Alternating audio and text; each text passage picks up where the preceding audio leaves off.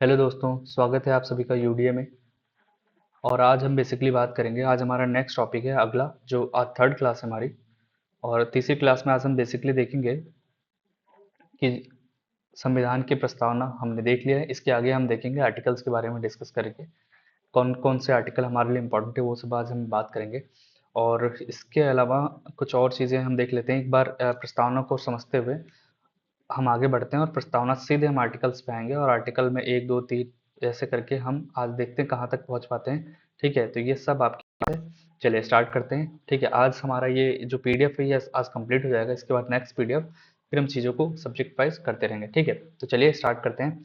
आज हमारा बेसिकली, जैसे हमने अपन इसमें प्रस्तावना में देखा था कि किस प्रकार के न्याय, तीन प्रकार के न्याय की बात हो रही है, सामाजिक, आर्थिक और राजनीतिक न्याय के बारे में। स्वतंत्रता पांच प्रकार की कौन सी, विचार की, अभिव्यक्ति की, विश्वास की, धर्म की और उपासना की स्वतंत्रता, ये हमने बात किया था। ठीक है, सर्वप्रथम शुरुआत अगर देखा जाए तो प्रस्तावना की, सबसे पहले प्रस्तावना को अगर हम बात करें तो यूएसए के संविधान में प्रस्तावना को सबसे पहले शामिल किया गया था। ठीक है, उसके बाद फिर अदर संविधानों ने अपनाया और भारत भी उसमें ने उनमें से एक था। उसके बाद हम अगर प्रस्तावना के बात करें तो भारत में प्रस्तावना उद्देश्य प्रस्ताव पर आधारित है। ठीक है, और ये बाद में प्रस्तावना में तीन शब्द और जोड़े गए, समाजवादी, पथनिरपेक्ष और अखंडता। ये तीन शब्द बाद में जोड़े गए थे, कब? 1976 में। ठीक है, 42वें अमेंडमेंट द्वारा 1976 में इसको जोड़ा गया था। ठीक है, तो ये हमने देख लिया। कौन कौन से याद रखने का ये वर्ड शब्द आते हैं, समाजवादी, पंथनिरपेक्ष और अखंडता। समाज पंथ पर आधारित है, बिना अखंडता के। ठीक है, तो जब समाज पंथ निरपेक्ष होगा तब अखंडता आएगी। ठीक है, खंड नहीं होंगे। तो हमारे तीन शब्द है, समाज, पंथ निरपेक्ष, अखंडता, ये ऐसे हम याद कर सकते हैं। ठीक है, उसके बाद समानता और बंधुत्व प्रस्तावना का मूल पाठ है। समता दो प्रकार की, कौन सी? प्रतिष्ठा की और अवसर की, ये हमने देखा था। बंधुता व्यक्ति की गरिमा और राष्ट्र की एकता और अखंडता सुनिश्चित करने वाली, बंधुता बढ़ाने के लिए कब अपनाया गया था संविधान को? 26 नवंबर 1949 को। ठीक है, अंगीकृत, अधिनियमित और आत्मार्पित किया गया था। इंपॉर्टेंट डेट्स क्या है? सबसे पहले आपको पता होना चाहिए कि 13 दिसंबर 1946 को क्या आया था? उद्देश्य प्रस्ताव आया था। इसको स्वीकृति कब मिली थी? ये भी हमने देखा था। 22 जनवरी 1947 को स्वीकृति मिली थी संविधान सभा द्वारा। ठीक है, 42वां अमेंडमेंट द्वारा समाजवादी, पंथनिरपेक्ष और अखंडता शब्द को जोड़ा गया था। उसके बाद कुछ इंपॉर्टेंट कोर्ट केसेस हैं जो हमें पता होने चाहिए, जो कि एग्जाम में आते हैं, और ये पॉलिटी के अकॉर्डिंग ये क्वेश्चन में कई बार रिपीट होते हैं, मैच करने के लिए आते हैं, डेट पूछी जाती है, ये सब चीज़ें इसमें रहती हैं। तो चलिए देखते हैं। सबसे पहले बेरूबाड़ी मामला आया 1960 में। अब ये क्या होगा ना कि बेसिकली प्रस्तावना संबंधी कुछ चीज़ें हैं कि सर्वोच्च न्यायालय ने निर्णय दिया, क्या कहा कि प्रस्तावना संविधान का भाग नहीं है। जब संविधान का भाग नहीं है तो जब मर्जी कुछ भी कर लो इसमें। तो ये चीजें रही। सर्वोच्च न्यायालय ने क्या निर्णय दिया था कि प्रस्तावना संविधान का भाग नहीं है। तो ये आपको याद रखना है कि 1960 में एक बेरूबाड़ी मामला आया, इसमें सर्वोच्च न्यायालय का निर्णय रहा कि प्रस्तावना संविधान का भाग नहीं है, याद रखिए। उसके बाद केशवानंद भारती आया, इसमें न्यायालय ने पुराना फैसला पलटते हुए कहा कि प्रस्तावना संविधान का भाग है। इसके साथ ही निष्कर्ष क्या दिए कि प्रस्तावना में क्या संशोधन हो सकता है। ऐसा नहीं कि अगर संविधान का भाग है या प्रस्तावना संविधान का अगर भाग हो सकता है या है तो उसमें संशोधन नहीं हो सकता, ऐसा नहीं बोला उसने। बोला किसने? सुप्रीम कोर्ट ने, माननीय सुप्रीम कोर्ट ने कहा कि प्रस्तावना में संशोधन हो सकता है। ठीक है, प्रस्तावना का पुनर्लेखन नहीं हो सकता है। क्या हो सकता है? संशोधन तो हो सकता है। ऐसा नहीं कि जो हमारा प्रस्तावना है उसको पूरा हटा दो फिर नई प्रस्तावना ऐड करो, नहीं। एक्चुअली क्या है, क्यों? क्योंकि ये प्रस्तावना संविधान का भाग है और संविधान में संशोधन तो किया जा सकता है लेकिन संविधान को बदला नहीं जा सकता है। ठीक है, अर्थात प्रस्तावना को बदला नहीं जा सकता है। ठीक, तो ये पता होना चाहिए। अगर ये संविधान का भाग है तो इसको बदला ना जाके इसमें संशोधन किया जाता है। जैसे कि 1976 में क्या किया गया था, इसी के तहत क्या हुआ, तीन शब्द जोड़े गए। कौन से? समाजवाद, पंथनिरपेक्ष और अखंडता, तीन शब्द जोड़े गए थे। यदि संशोधन मूल ढांचे से विरुद्ध है तो सुप्रीम कोर्ट उसे खारिज कर सकता है। यही ना कि अगर संशोधन मूल ढांचे को डिस्ट्रॉय कर रहा है, खत्म कर रहा है, बेसिक बेसिक जो स्ट्रक्चर है संविधान के उसके अगेंस्ट जा रहा है, तो सुप्रीम कोर्ट क्या है, इसे खारिज करता है। क्यों? क्योंकि सुप्रीम कोर्ट संविधान का रक्षक है। ठीक, तो ये हो गया। अब हम बात करते हैं आर्टिकल्स में। ठीक है, आर्टिकल यानी अनुच्छेद के बारे में हम यहाँ पे चर्चाएं करेंगे। अब एक एक अनुच्छेद को उठाएंगे, इस पे हम डिस्कस करेंगे और कौन से इंपॉर्टेंट है वो देखेंगे। सबसे पहले हमने भाग एक पढ़ा था। भाग एक क्या है? संघ और उसका राज्य क्षेत्र। इसमें दो, एक और एक से लेकर तीन तक है। 1 से लेकर 4 तक है, ये संघ और राज्य क्षेत्रों से संबंधित है। तो इसमें अनुच्छेद 1 में क्या कहा गया है, भारत अर्थात इंडिया राज्यों का संघ होगा, यूनियन ऑफ स्टेट होगा। ठीक है, ये क्या है कि भारत अर्थात, अगर भारत और इंडिया दोनों नाम कहाँ मिलते हैं, आर्टिकल 1 में, और क्या है, राज्यों का एक संघ है, यूनियन ऑफ स्टेट है, यूनियन ऑफ स्टेट है। ठीक है, यूनियन ऑफ स्टेट किसमें कहा गया है, अनुच्छेद 1 में। भारत अर्थात इंडिया राज्यों को मिलाकर बना है, ये तो क्या है, राज्यों का संघ है, यूनियन ऑफ स्टेट, यानी यूनियन ऑफ स्टेट राज्यों का संघ है, आर्टिकल 1 में बोला है। उसके बाद संघ के बारे में अनुच्छेद 2 क्या है, संसद को यह शक्ति है कि वह कानून बनाकर भारतीय संघ में नए राज्यों का प्रवेश या उनकी स्थापना कर सकते हैं जो वर्तमान में भारत का हिस्सा है। मान लीजिए कि कभी बांग्लादेश को या नेपाल को या फिर पाकिस्तान को अगर भारत का हिस्सा बनाना है, तो संसद को ये शक्ति किसके पास है, संसद के पास है।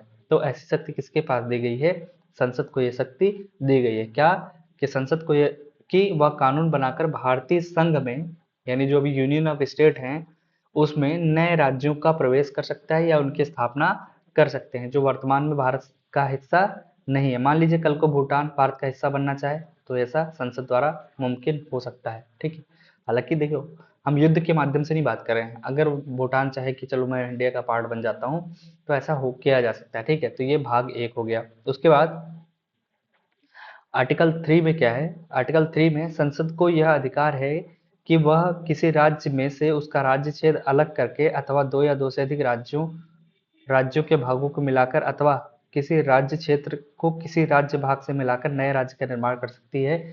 यानी अब आर्टिकल 3 में सीधी सीधी बात ये बोला गया है कि कोई अगर संसद चाहे, संसद के पास क्या अधिकार दिया गया है कि मान लीजिए एक राज्य है, मान लीजिए यूपी है, अगर यूपी को तोड़कर एक नया राज्य बनाना चाहे तो बना सकती है। ठीक है, मान लीजिए पूर्वांचल हटाकर 3-4 जिलों को मिला के एक नया राज्य बना दिया, पूर्वांचल।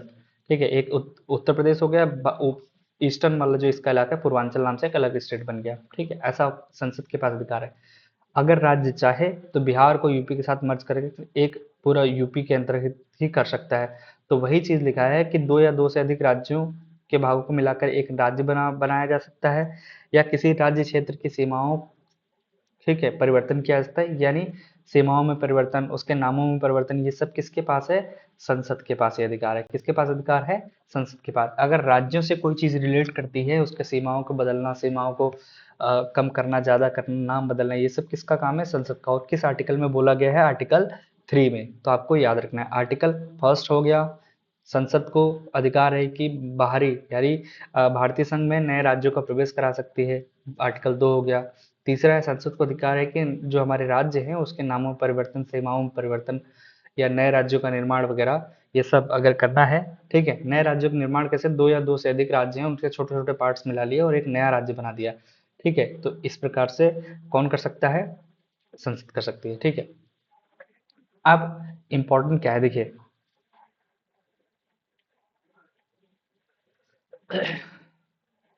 एक इम्पोर्टेंट क्या है कि नए राज्य बनाने के लिए क्या क्या कुछ शर्तें हैं, उसमें ये 5वां संविधान संशोधन किया गया, तो वो आपको मैं एक सीधी सी बात है। ठीक है, इसके लिए पांचों एक इम्पोर्टेंट मैं डेट चीजें बता देता हूँ क्या है इसमें, चलिए देखते हैं। तो इसको समझ लेते हैं एक्चुअली है क्या ये। देखिए, 5वां संविधान संशोधन 1955 हुआ। मान लीजिए अभी एक हमने पॉइंट पढ़ा कि संसद को अधिकार है कि राज्यों के नाम, कई राज्यों को मिलाकर नए राज्य का निर्माण कर सकती है। तो मान लीजिए कोई राज्य छोटा हो गया, अब उस राज्य को आपत्ति होगी कि नहीं होगी, भैया हमारा राज्य छोटा कर दिया, हमारा ऐसा छोटा कर दिया। तो इन सब में भी संसद क्या है, बड़ी है। याद रखिएगा, संसद बड़ी है। मैं एक एग्जाम्पल के तौर पर बताता हूँ या थोड़ा सा आपको रिकॉल कराता हूँ, याद कराता हूँ कि जैसे अगर हमें किसी राज्य की सीमाओं में परिवर्तन करना है, तो सबसे पहले ऐसा कोई विधेयक अगर संसद में लाया जाना है, ठीक है, किसी भी पटल पे, चाहे वो लोकसभा हो चाहे राज्यसभा में लाया जाना है, तो सबसे पहले राष्ट्रपति की पूर्व सहमति आवश्यक है। राष्ट्रपति की पूर्व सहमति हमें लेना पड़ेगा कि भैया कि महामहिम राष्ट्रपति जी, हम क्या करना चाहते हैं कि हम इस राज्य की, फला फला राज्य की सीमाओं को परिवर्तित करना चाहते हैं और आप अनुमति दीजिए। ठीक है, तो राष्ट्रपति पूर्व अनुमति देगा पहले। तो राष्ट्रपति की पूर्व अनुमति के बाद फिर राष्ट्रपति क्या करेगा, वैसा सहमति आवश्यक होगी, उसके बाद राष्ट्रपति उस विधेयक को प्रभावित राज्य, यानी जिस राज्य से हमें ऐसा करना है, सीमाओं में परिवर्तन करना है, राज्य के नाम में परिवर्तन करना है, उसके पास भेजा जाएगा, यानी उस राज्य के विधानमंडल को भेजा जाएगा। अब जो राज्य विधानमंडल है, तब विधानमंडल का मतलब होता है इसमें विधानसभा और विधान परिषद दोनों का। जहाँ है विधान परिषद, ठीक है, नहीं है तो उससे कोई मतलब, इसलिए कंबाइंड नाम लिया कि राज्य विधानमंडल के पास भेजा जाएगा। अब राज्य विधानमंडल अगर तय समय में कोई आंसर करता है या नहीं करता है, तो अगर वो मान लीजिए उस पर अपने विचार भेज दे कि भैया नहीं, हम नहीं चाहते हैं कि तुम हमें डिस्ट्रीब्यूट करो, हमारे सीमाओं को बांटो, तब भी उससे कोई फर्क नहीं पड़ेगा। ये एक सिर्फ फॉर्मेलिटी होती है, इससे संसद के ऊपर कोई फर्क नहीं पड़ेगा। अगर संसद चाहेगी तो अगर वो सही तय समय में अपने विचार को भेज दे, भले वो नहीं चाहे, तब भी संसद इतनी संप्रभु है, यानी संसद के पास इतनी शक्तियां हैं कि वह उसकी सीमाओं में या उसके नामों में परिवर्तन कर सकती है। ठीक है, तो वही चीज़ है कि विचार को राष्ट्रपति के विचार के लिए भेजेगा। यदि राज्य विधानमंडल नियत समय में अपने विचार वापस नहीं भेजे, अगर नियत समय में जो भी टाइम दिए रखा है उसमें अपने विचार नहीं भेजे, तो भी संसद में बिल पेश करने की अनुमति मिल जाएगी, उससे कोई प्रॉब्लम नहीं। ठीक है, यदि राज्य अपने विचार वापस भेज दे तो भी राष्ट्रपति उन पर विचार करने के लिए या तो बाध्य नहीं है। ठीक है, यानी संसद संप्रभु है, अगर वो ना करे या हाँ करे उससे कोई फर्क नहीं पड़ने का है। ठीक है, यानी अर्थात राष्ट्रपति चाहे तो उस पर विचार करे चाहे ना करे, अर्थात ये कहने का मतलब बस यही कि संसद संप्रभु है, यानी संसद के ऊपर वाह्य नियंत्रण नहीं है किसी भी राज्य का या किसी देश का। ठीक है, तो ये हो गया। अब संसद चाहेगी कि बदलना है तो भाई बदलना है, उसके लिए राज्यों की परमिशन की आवश्यकता नहीं होती। हालांकि एक शिष्टाचार के तौर पे ऐसा भेज दिया जाता है राज्य विधानमंडल के पास, आप अपने विचार भेजिए, अगर वो भेजे तो भी ठीक है, नहीं भेजे तब भी ठीक है। नहीं भेजेगा तब भी अनुमति, वो बिल वहां पे लाया जाएगा, नहीं भेजेगा तब भी लाया जाएगा। और इससे पता चलता है कि संसद के पास बहुत ज्यादा शक्तियां हैं। ठीक है, उसके बाद 18वां अमेंडमेंट हुआ 1966 में। ये अमेंडमेंट याद रखना है आपको। इसमें इससे स्पष्ट कर दिया कि भैया इस राज्य के अंतर्गत यूटी को भी शामिल किया गया है। अगर यूटी में भी सीमाओं में परिवर्तन करना है और वगैरह, इसमें किसी यूटी को दूसरी यूटी में मर्ज करना है या फिर यूटी को राज्यों में मर्ज करना है, ये सब चीजें हैं। ठीक है, तो इसके लिए इसके पास कुछ भी भेजने की जरूरत नहीं होती, इसके विधानमंडल, क्योंकि हर एक राज्य में तो है ही नहीं, तो पहले इसके पहले अनुमति लेने की आवश्यकता नहीं होती है। ठीक है, तो ये भी आपको पता होना चाहिए। ठीक, उसके बाद अब हमारा आर्टिकल 3 कंप्लीट हो गया। उसके बाद आर्टिकल 4 देखेंगे। तो आर्टिकल 4 में ये है कि यदि संसद अनुच्छेद 2 और 3 के तहत कोई कानून बनाती है, अर्थात इसमें किसी बाह्य राज्य को अगर इंडिया में शामिल करती है, या फिर इंडिया, आर्टिकल 3 में क्या है कि इंडिया के अंतर्गत यानी भारत के अंतर्गत जो भी राज्य हैं उनकी सीमाओं में परिवर्तन या फिर नाम में परिवर्तन किया जाता है, तो उसके तहत जो भी विधेयक संसद में लाया जाएगा वो संविधान संशोधन विधेयक नहीं होगा। बस इतना समझ लीजिए कि इससे अनुच्छेद 1 और अनुसूची 4 में कोई परिवर्तन नहीं होता है, तो अनुच्छेद 368 के तहत संविधान संशोधन नहीं माना जाएगा। ठीक है, यह साधारण बहुमत से पास हो सकता है। क्लियर, बस इतना ही आपको याद रखना है कि यदि संसद अनुच्छेद 2 या अनुच्छेद 3 के अंतर्गत कोई कानून बनाती है और इससे अनुच्छेद 1 और अनुसूची 4 हमने क्या पढ़ा था, अनुसूची 4 हमने देखा था, वंस अगेन मैं रिपीट कर देता हूँ। अनुसूची 4 में क्या देखा था हमने, देखिए, राज्यों व केंद्र शासित प्रदेशों के लिए सीटों का आवंटन राज्यसभा में, अगर हमने कोई भी राज्य को, अगर हमने उसकी सीमाओं में परिवर्तन कर दिया है, अगर उसमें फर्क नहीं पड़ रहा है, ठीक है, ठीक, तो ऐसे कोई भी संशोधन होगा तो वह क्या है, वह क्या होगा कि संविधान संशोधन नहीं माना जाएगा। तो अनुच्छेद यही है कि अनुच्छेद 1 और अनुच्छेद 4 में कोई परिवर्तन होता है तो उसे अनुच्छेद 368 के तहत संविधान संशोधन नहीं माना जाएगा, अर्थात यह साधारण बहुमत से पास होगा। बस इतना आपको ध्यान रखना है। Clear is it? तो आर्टिकल 4 भी आपका कंप्लीट हो गया। उसके बाद कुछ यहाँ पे इंपॉर्टेंट पॉइंट क्या है वो देख लेते हैं फटाफट। क्या इंपॉर्टेंट पॉइंट है, सबसे पहले देखेंगे कि कुछ भारत को एकीकरण किया गया, इंटीग्रेशन ऑफ इंडिया, ये हमारा आर्टिकल 4 कंप्लीट हो गया। अब हम नागरिकता अगला स्टार्ट करेंगे, नागरिकता से संबंधित चीजें स्टार्ट करेंगे, और ये कुछ इंपॉर्टेंट पॉइंट हैं जो हम देख लेते हैं, उसके बाद नागरिकता का भी देखेंगे। ठीक है, ये एग्जाम पॉइंट ऑफ व्यू से इंपॉर्टेंट है। उसके बाद देखें, ठीक, तो इंटीग्रेशन ऑफ इंडिया क्या है, भारतीय स्वतंत्रता अधिनियम आया था 1947 में, के तहत कुल 549 रियासतों को मिलाकर भारत में विलय किया गया था। ठीक है, 549 रियासतों का विलय भारत में आसानी से हो गया, किंतु 3 रियासतें थी, ऐसा कौन सा, एक जूनागढ़ थी, एक कश्मीर थी और एक हैदराबाद। इन 3 रियासतों ने विवाद खड़ा किया कि भैया हम पाकिस्तान में जाएंगे। ठीक है, और इनकी लोकेशन इंडिया के आंतरिक हिस्सों में थी। इन्होंने विवाद खड़ा किया तो क्या हुआ, इसको कैसे भारत में शामिल करवाया गया। सबसे पहले हैदराबाद की अगर हम देखें तो ये पुलिस कार्रवाई हुई थी, इसमें ऑपरेशन पोलो नाम दिया गया था इसका। ऑपरेशन पोलो के तहत इसको भारत में शामिल कराया गया। ठीक है, ऑपरेशन पोलो, तो ऑपरेशन पोलो हैदराबाद से संबंधित है। क्लियर।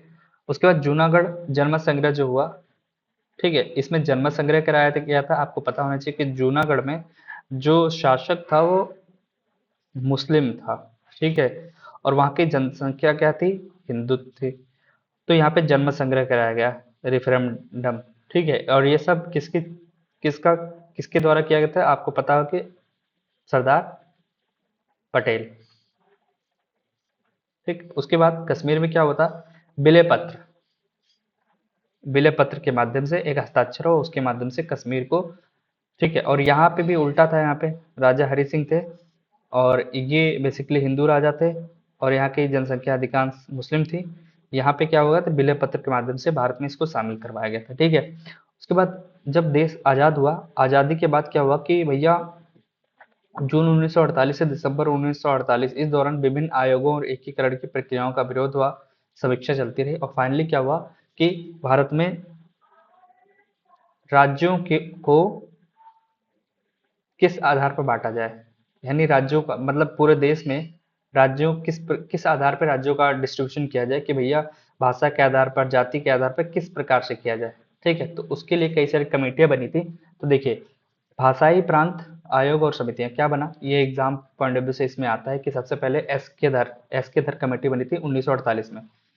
ठीक है, भाषाई प्रांत आयोग का गठन किया गया था 1900, याद रखना, भाषाई प्रांत आयोग का गठन एस के धर कमेटी 1948 में की गई थी। ठीक है, इसमें क्या दिया कि राज्यों का गठन भाषा आधार पर ना होकर प्रशासनिक सुविधा के आधार पर हो। याद रखिएगा, 1948 में एस के धर कमेटी बनी और इसमें भाषाई प्रांत आयोग का गठन किया गया था। इसने कहा कि राज्यों के जो गठन किया जाए वो भाषा के आधार पर ना हो के, जैसे अभी वर्तमान में आंध्र प्रदेश देखें या फिर जैसे पंजाब हो गया, वैसे कई ऐसे राज्य जहाँ उनके भाषा के आधार पर उनका नाम रखा गया है। लेकिन एस के धर कमेटी ने क्या किया था कि इसने सिफारिश की कि नहीं भैया, भाषा के आधार पर राज्यों का गठन नहीं होना चाहिए। ऐसे तो फिर धीरे धीरे बिहार कहेगा हम हमारी भाषा में, भोजपुरी भाषा में कोई अलग भोजपुर मांग रहा है, कोई मतलब ऐसे करके बंगाली अलग अपने लिए मांग रहे हैं। ठीक है, पंजाबी अलग अलग, गुजराती अपने लिए अलग मांग रहे हैं, मुंबई के मराठी लोग अपने अलग मांग रहे हैं। तो ये सब चीज़ें सोच के इन्होंने कहा कि नहीं, भाषा के आधार पर राज्य का गठन ना हो बल्कि प्रशासनिक सुविधा के आधार पर हो। ठीक है, उसके बाद दिसंबर 1948 में धर आयोग के विरोध के बाद, जब धर आयोग का विरोध होने लगा कि नहीं ऐसा नहीं, ये गलत दे रहे हैं फलाना ढिमाका, इस प्रकार से एक नई कमेटी बनी, जेवीपी, जवाहरलाल नेहरू, ये बी से वल्लभ भाई पटेल और पी से पट्टाभी सीतारामैया, तीन लोग, जवाहरलाल नेहरू, वल्लभ भाई पटेल, पट्टाभी सीतारामैया के आधार पे बी जेवीपी कमेटी का गठन हुआ। और इसने भी वही किया कि भाषाई आधार को अस्वीकार कर दिया। जेवीपी कमेटी 1948, दिसंबर 1948 में जेवीपी कमेटी बनी थी और इसने भी इसको अस्वीकार कर दिया, भाषाई आधार पर को अस्वीकार कर। उसके बाद कई सारे विरोध आंदोलन में तमाम जन आंदोलन स्टार्ट हो गया अलग अलग जगहों पर। उसी में एक आंदोलन हुआ था, पोट्टी श्री रामुलु का निधन हो गया। पोट्टी श्री रामुलु बेसिकली कांग्रेसी नेता थे और ये दक्षिण भारत में इनकी काफी अच्छा मतलब गांधी के नाम से जाना जाता था। ठीक है, गांधीवादी नेता के नाम पे इनका काफी पहचान था और इन्होंने भूख हड़ताल कर दिया और 56 दिनों की भूख हड़ताल के बाद इनकी मृत्यु हो गई। कांग्रेस उस टाइम पे सरकार में थी और कांग्रेस ने नहीं सुना। बाद में जब इनकी मृत्यु हो गई तो विरोध बहुत ज्यादा तेज हो गया। इसके आधार पे पहला 1953 में व्यापक जन आंदोलन दबाव में प्रथम भाषाई राज्य के रूप में क्या हुआ, आंध्र प्रदेश का गठन हो गया। तो पहला राज्य कौन सा बना, आंध्र प्रदेश। ठीक है, तो ये हमारा पहला भाषाई राज्य कौन सा है, आंध्र प्रदेश। उसके बाद क्या हुआ, दिसंबर 1953 में एक अलग आयोग बना, फजल अली आयोग। कि भैया अब इनसे कुछ नहीं हो रहा, अब तुम पूछो। तो पहले हमने देखा S Kedar committee 1948, JBP committee दिसंबर 1948। उसके बाद श्री राम मल्लू अपने का निधन हो जाएगा 56 दिन बाद भूख हड़ताल से, तो एक नई कमेटी बनेगी फजल अली आयोग, कब 1953 में। और दिसंबर 19 फजल अली आयोग जब बना, 3 सदस्य थे, फजल अली समिति का गठन हुआ, इसमें के एम पनिक्कर और हृदयनाथ कुजरू इसके अन्य सदस्य थे। और इन्होंने सिफारिश दिया कि इन्होंने भाषा को राज्यों के गठन का एक मुख्य आधार के रूप में स्वीकार कर दिया, और इसी के आधार पर अलग नए नए राज्य बाद में बनेंगे। तो 1956 में एक अधिनियम आया, राज्य पुनर्गठन अधिनियम। फजल अली आयोग की सिफारिशों के आधार पर राज्य पुनर्गठन अधिनियम पास हुआ, जिसके तहत भारत में 14 राज्य प्लस 6 केंद्र शासित प्रदेश बनाए गए। 6 केंद्र शासित प्रदेश बनाए गए, और बाद में धीरे धीरे अलग अलग राज्यों का इन्हीं से तोड़ मरोड़ कर अलग अलग राज्य बने, और जो वर्तमान में 28 राज्य और 8 केंद्र शासित प्रदेशों के रूप में जाने जाते हैं। क्लियर है सेट? चलिए देखते हैं कैसे अलग अलग राज्य बने। राज्यों को ये बेसिकली सजाने के लिए आता है या मैच कराने के लिए आता है, या आप ऐसे पूछ लेते कि भैया 1960 में बॉम्बे पुनर्गठन द्वारा महाराष्ट्र गुजरात का गठन हो गया, ठीक है, 1960 में महाराष्ट्र गुजरात अलग हो गए, ठीक, 1960 में। उसके बाद देखेंगे कि भैया 1961 आपको पता है कि 19 गोवा में क्या था, पुर्तगाली थे, दमन दीव दादरा नगर नगर सब क्षेत्रों में पुर्तगाली थे। 1961 में गोवा दमन दीव दादरा नगर हवेली को यूटी क्षेत्र बनाया गया। 1962 में पांडिचेरी को यूटी बनाया गया, क्योंकि पांडिचेरी में फ्रांसीसी संबंध था और यहाँ पे ये पुर्तगाली थे। 1963 में नागालैंड को पूर्ण दर्जा दिया गया, ठीक है, राज्य का। 1966 में पंजाब से हरियाणा, पंजाब के पुनर्गठन से हरियाणा राज्य और चंडीगढ़ यूटीज बने 1966 में। 1971 में हिमाचल प्रदेश बना पूर्ण राज्य का दर्जा, और 72 में मेघालय मणिपुर त्रिपुरा को पूर्ण राज्य का दर्जा मिला, जबकि मिजोरम और अरुणाचल प्रदेश को केंद्र शासित प्रदेश बनाए गए। ये सब आपको अच्छे से याद रखना है। 1973 में कर्नाटक मैसूर का नाम बदल के कर्नाटक कर दिया गया। 75 में सिक्किम भारत का 22वां पूर्ण राज्य, ये इंपॉर्टेंट है, एग्जाम में बहुत बार आया हुआ। 75 22वां राज्य कौन बना? सिक्किम 1975 में, ठीक है। 36वें संविधान संशोधन द्वारा। 86 में मिजोरम को पूर्ण राज्य का दर्जा दिया गया, और 87 में अरुणाचल प्रदेश और गोवा को पूर्ण राज्य का दर्जा दिया गया। 87 में 2000 में मध्य प्रदेश उत्तर प्रदेश और बिहार से अलग करके 3 नए राज्य बने, छत्तीसगढ़ उत्तराखंड और झारखंड, सन 2000 में, ठीक है। उसके बाद अगर हम देखेंगे, जैसे उत्तराखंड की स्थापना 9 नवंबर 2000 में हुई थी उत्तराखंड, उससे पहले झारखंड बना था, फिर नहीं, पहले छत्तीसगढ़ बना, फिर उत्तराखंड, फिर झारखंड, ऐसे बने थे। 2014 में आंध्र प्रदेश से अलग और तेलंगाना भारत का नया राज्य बना। 2019 में जम्मू और कश्मीर राज्य पुनर्गठन करके 2 नए केंद्र शासित प्रदेश, जम्मू एंड कश्मीर और दूसरा लद्दाख बना। 2020 में दादरा नागर हवेली और दमन दीव दोनों को एक साथ मिला के केंद्र शासित प्रदेशों, दो केंद्र शासित प्रदेशों को मिला के एक केंद्र शासित प्रदेश बनाए गए, कौन? दादरा नागर हवेली और दमन दीव को मिला के। तो टोटल हमने देख लिया कि 28 राज्य और कितने 8 केंद्र शासित प्रदेश वर्तमान में हमारे देश में हैं। तो ये हमारा सारा टॉपिक खत्म होता है, एक पीडीएफ हमारी खत्म हो गई। अब अगला टॉपिक हम इसके आगे की बात करेंगे, नागरिकता से स्टार्ट करेंगे अगला टॉपिक, ठीक है। तो आज के लिए इतना ही। जय हिंद, जय भारत। आप लोग जुड़े रहिए क्लास से, ज़्यादा से ज़्यादा शेयर करिए, ज़्यादा से ज़्यादा इसको लाइक करिए, सब्सक्राइब करिए ज़्यादा से ज़्यादा, ठीक है। और ये सीरीज़ कंटिन्यू, इसके लिए आप लोग इसको ज़्यादा से ज़्यादा शेयर करिए, सब्सक्राइब करिए, ठीक है। एक मोटिवेशन मिलेगा तो मैं इसको आगे और कंटिन्यू कर पाऊंगा। आपके लिए कोई भी एग्जाम हो, चाहे यूपी पैट हो, यूपीएसआई हो, पुलिस का एग्जाम हो, कोई भी वनडे एग्जाम हो, वहाँ पे अगर पॉलिटी आ रही है तो इससे बाहर आपके एग्जाम में नहीं जाएगा, ठीक है। Thank you so much. जय हिंद।